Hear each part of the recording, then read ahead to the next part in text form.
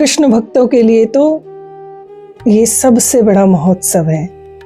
शरद का अर्थ है कि शरद ऋतु का प्रारंभ होना, यानी कि ग्रीष्म ऋतु के बाद जब वर्षा ऋतु आती है उसका समापन होता है और शरद यानी थोड़ी थोड़ी हल्की हल्की ठंड होने लगती है, परंतु आकाश बिल्कुल साफ हो जाता है। जितना भी धूल मिट्टी कण आदि हैं वो बारिश के कारण, वर्षा के कारण वापस जमीन में आ जाते हैं, पृथ्वी पर आ जाते हैं और सारा वातावरण शुद्ध हो जाता है।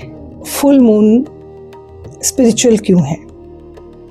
सूर्य को भी आप जब उदय होते हुए देखें और उस पर साधन करें, हमारे यहाँ सभी वैदिक साधनाओं में ये बताया गया कि रात्रि में चंद्रमा के समय बहुत सारे लोग हैं जो साधना कर सकते हैं।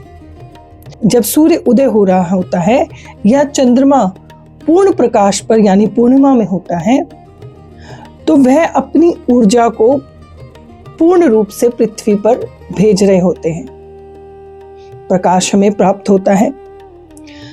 और क्योंकि सूर्य से ही चंद्रमा को प्रकाश मिलता है तो एक तरह से कहते हैं छन कर प्रकाश आता है, फिल्टर होकर। और जो चीज फिल्टर होकर आती है और फिर रिफ्लेक्ट होती है उसमें एनर्जी 3 गुना बढ़ जाती है।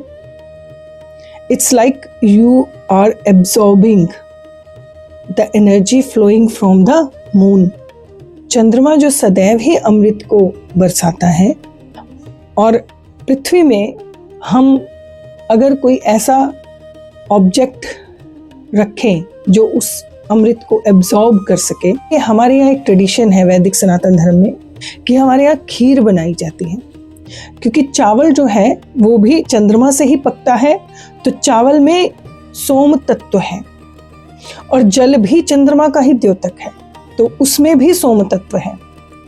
तो दूध और चावल ये दोनों मिलकर और उसी में ईख जो पकती है यानी जिसे आप गन्ना कहते हो, जिससे शुगर बनती है, उसमें भी सोम तत्व है। ये तीनों ही सोम तत्व से भरपूर हैं और उसी से बनते हैं।